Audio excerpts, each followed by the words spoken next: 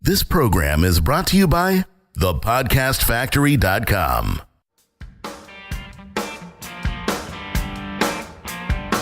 Hi, my name is Igor Kheifets, and this is the List Building Lifestyle, the only podcast which delivers cutting-edge conversion strategies from the online trenches straight to your earbuds.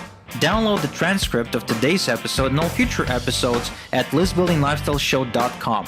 I also invite you to grab a free copy of the Wealthy List Builder Survival Guide at listbuildinglifestyleshow.com/survival. And now, once again, it's time to claim your list building lifestyle. You are listening to List Building Lifestyle. Here is the chief list builder himself, Mr. Igor Kheifets. Hooah, Chief List Builder. Wait, am I not supposed to be the prince of list building? Did we decide on a title? All right. You're listening to List Building Lifestyle. Here is the prince of list building himself, Mr. Igor Kheifets. Thank you. Thank you very much. It's funny we started with that because today's episode is really all about, bigger than life figures. I mean, look at the marketplace, Jonathan. It's boring. The marketplace is freaking boring. People crave bigger and better all the time. Like being normal, it does not get you far anymore. In fact, being extraordinary doesn't get you far anymore either. What gets you places in this industry is becoming this larger-than-life figure in your industry. That's why you see everyone try to build themselves up all the time. We're sort of this, Gary Halbert used to say that we're in the self-aggrandizement business, where we have to toot our own horn. And most people I know, they don't like doing that, right? I mean, and in real life, to be honest, I don't like doing that either. Every time I do, I feel like an asshole. In fact, I was told recently that I am an asshole, believe it or not. Good for you. Yeah, I read a text message that my wife received from one of her friends, and the text message said that, she thinks I'm an asshole and that I should get off my pedestal. Really? Yeah, she thinks I'm on a pedestal. Why would she think that? Wait a second, but she's writing to your wife about you? Doesn't she know that you're going to win that argument? Well, I'm not sure if she's aware of that rule where, whoever shares the same bed with your adversary wins. But I believe she's one of those people that believes that being honest is more important than being a good friend. So she feels necessity to be, truthful. An asshole? Yeah. So, and that's okay. I mean, I don't mind. She's not the first one to call me an asshole. I'm kind of used to that. But I guess my point is that my marketing behavior kind of translated into my real life behavior at some point, and I became this self-aggrandizing asshole both ways. And the difference is, of course, if you're being a self-aggrandizing asshole in real life, people kind of hate you. And that's why most of us don't do it, right? Most of us don't like bragging for that very same reason. Yeah. However, when it comes to marketing, it's not real world. It's not real life. It's totally different. This is where we're talking about influencing and making money. And you have to start building yourself up. And at first, you have to be the one doing that simply because no one else will do it for you. And the more you kind of accumulate credibility and the more you accumulate, a customer base, they'll start doing it for you. So the less you'll have to do it. But at first, you have to find ways to praise yourself and even claim titles. I remember reviewing someone's emails, and that was the first piece of advice I gave them. I said, dude, claim a title. He's like, what does that even mean? It's like, well, call yourself something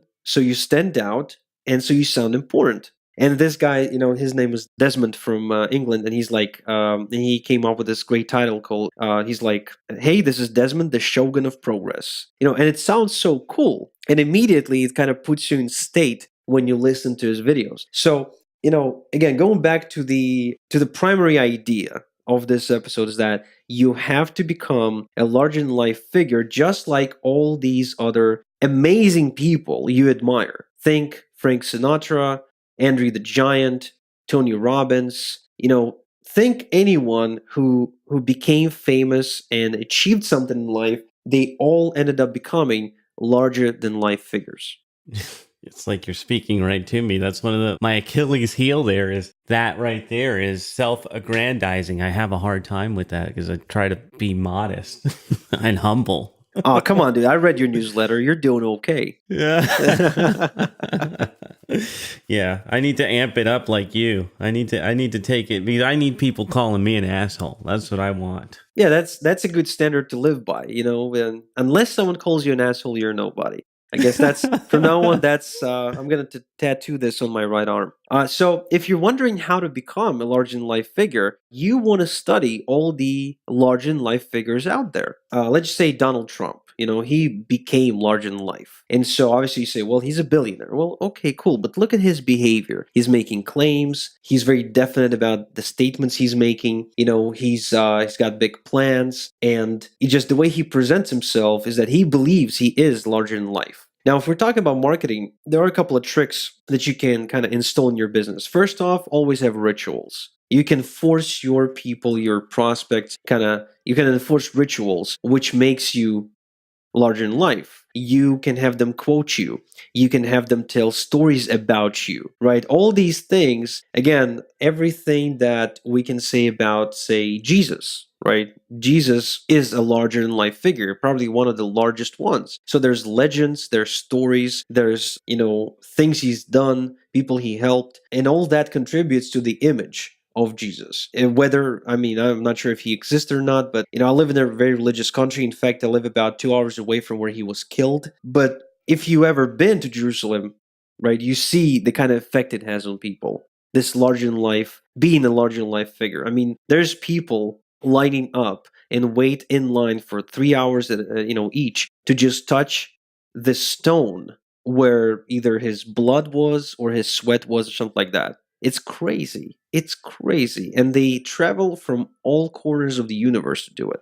No kidding. So, Igor, what are some more tips? What are some, one in particular that I would like you to speak more about is claiming a title. I mean, most people will not do that. And like you gave us the Shogun of Progress. How do you come up with a title? How do you claim a title? And how do you get other people latching on to that title? Well, just by claiming a title, starting to use it everywhere you go and introducing yourself that way, you will have other people pick it up automatically. That's just the social nature of who we are. So Wow. if you introduce yourself as Jonathan, like let's just take Dwayne The Rock Johnson. The Rock is his nickname from WWF, Yeah. but it's stuck with him because that's how people know him. Like if you just say Dwayne Johnson, half the people don't even know who that is. But if you say The Rock, it's like, oh, that big guy. It's like, yeah, the big guy. So they remember that. So you definitely want to have definitely want to claim a title. And if really WWE or WWF, I mean, it's a great place to study, character building because each and every single like fighter in that environment is a character. They all have storylines, right? Same thing for Marvel comic. We talked about, comic in the previous episode. Each character has an origin story. Like let's say Batman. Why is Batman is so amazing? First off, this guy got an amazing origin story. Parents get mugged and shot in front of him. He falls into, he decides to fight crime because of that. He falls into a cave with a bunch of bats in it. That's why he becomes the Batman because he was afraid of them, right? Then he's got all these gadgets, which makes him cool, of course. So you can either create your own gadgets or replace gadgets with rituals, like I said. He's got his secret hideout place, so you can have your own mastermind. Like all these things can be applied to the online marketing world very easily if you're just willing to look for them.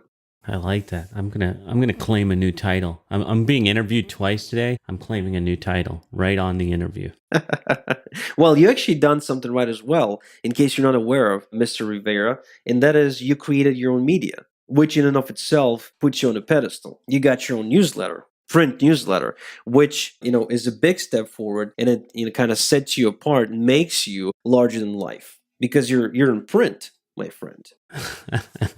Hey now, don't give away my secrets. I'm supposed to be the bumbling fool.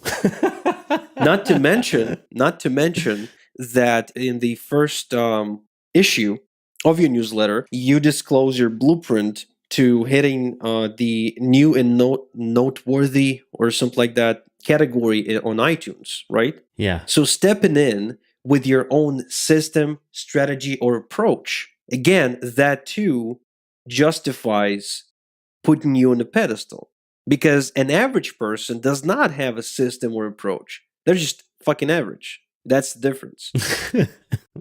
Interesting. So, yeah, so when you publish yourself in print, when you have a system of your own, when you've written a book or created a product, right? All that contributes to creating a larger than life figure. Not to mention that by limiting access to yourself, that too, kind of amplifies the entire thing. I think you've heard the saying, it's by Dan Kennedy, there is no long waiting line to meet the guru at the bottom of the mountain. No kidding. So the guru always sits on the top of the mountain. So it's hard to get to the guru, which means if you are easily and widely accessible, the more accessible you are, the less likely you are to be perceived as a large figure. However, the harder it is to get to you, the larger you seem. I want to press you on that because this is something that we talked about a couple episodes ago, and it was when we were talking about the passage of time to build authority. And you talked about how you're in different media. You're on Facebook, you got videos, you got this podcast. And so is that being more accessible or too accessible, or how does that play into the accessibility thing that we're talking about here? Well, when I say accessibility, I mean their ability, the prospect's ability to just reach out to you and get your attention that same moment. Which means if they send you a message on Facebook and you respond in 2 minutes, that's easy accessibility. However, if you market on Facebook, if you're present on Facebook and you got a podcast and you got a support desk and you got an email list and you got a YouTube channel, and they decide to send you an email and it takes you, say, 2 days to get back to them, that projects, kind of harder accessibility.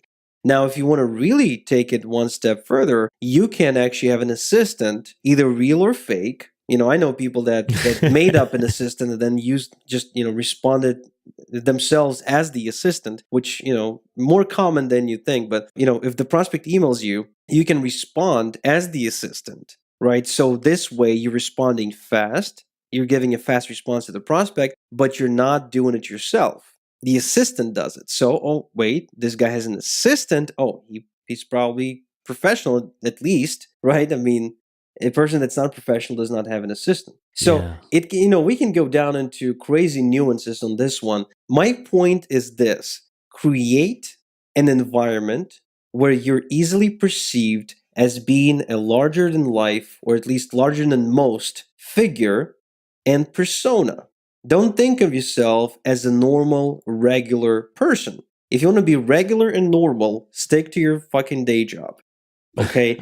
If you want to be extraordinary, if you want to live an extraordinary life, if you want to influence people, you have to communicate with them the way they are conditioned to be communicated with, not the way you feel like communicating. So if you want to influence thousands, yet remain the exact same person you were when you decided to quit your day job, you're in for a huge surprise. You'll have to change not only the way you behave, but also the way they access you. Yeah, I like the assistant technique. I was using that before I actually got an assistant. Now I'm trying to increase the layers of people around me to detach me. And that was the other question, and you already hit it, was how do you balance that distance or that padding that you have around you with good customer service and lead follow-up? And so I like the tip that you gave there. Any other stuff that you can give us? Any other tactics, tips, strategies on how we can take ourselves from being ordinary to extraordinary? Well, I gave you some gold nuggets there, but I guess there's one more. First off, of course, writing a book, which I realize most people are not going to do.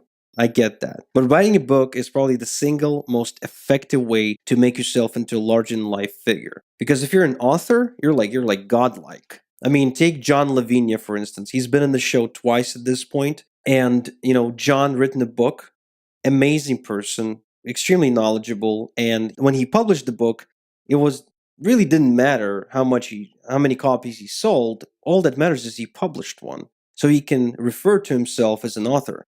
Other people can introduce him as an author. I introduce him on the show as an author simply because he published a book. That alone is enough to put him on a huge pedestal, way above most marketers out there. Now, Obviously, if you don't want to publish a book, but you still want to position yourself somehow, definitely produce some sort of information product, whether free or paid. That will boost your credibility, that will boost your presence, it will allow you to position yourself in a much better way than just being another nobody. An information product that, solves some sort of a problem or perhaps educates people on a brand new discovery about whatever it is that they're interested in. So if it's a weight loss thing, tell them about, the new muscle building technique you discovered or that you used to gain 60 pounds of muscle in 2 weeks or whatever. I'm not gonna go into the examples of what you can write about, what you can produce. You can probably figure it out without me. Point is, publish an information product, whether physical or digital or both, and that puts you way ahead, okay, of most people out there. You have given some gold in this episode. I'm even sitting here taking notes of what I need to improve on. So I appreciate that, Igor. Anything else you want to say as we are wrapping up this episode? Yeah. A lot of people who step into this marketplace, they just say, well, I'm an ordinary person. Marketing isn't really me. Putting myself out there isn't really me. Doing videos isn't really me. That's not me. You know what? If none of this is you, then what the hell are you doing here? What the hell are you doing here? Sure, I understand that you've been sold on the dream of making money from home and not having to work real hard, etc. And I guess at this point you realized that it's not really true. You get to that point after a lot of hard work, and that's okay. If you're willing to accept that, then accept that, shut up, and do the work. Get yourself out there, put up the videos, create the information products, do what you have to do. If not, then why are you still here? And that's the crazy part. Even the ones who are not willing to do the work, they'll listen to this advice, they will, nod their head in agreement, but then they'll turn around and go buy some crap that will promise to make them rich overnight, doing absolutely nothing. So, if that's what you're planning to do, please don't just unsubscribe from my email list and unsubscribe from my iTunes subscription list to this podcast, but also quit this business. This will at least save you some time and some money, and perhaps even your marriage. There it is. Some golden advice from Igor Kheifets. Thank you, Igor. Thank you, list builders. We will be back with you next time. Thank you for listening to the List Building Lifestyle. Make sure to subscribe on iTunes or Google Play to never miss an episode. Because who knows, just one conversion tactic we share on the show might double your list and double your business. Download the transcript of today's episode and all future episodes at listbuildinglifestyleshow.com. And don't forget to claim your complimentary copy of the Wealthy List Builder Survival Guide at listbuildinglifestyleshow.com/survival. This is Igor Kheifets, and until next time we talk, have a good one.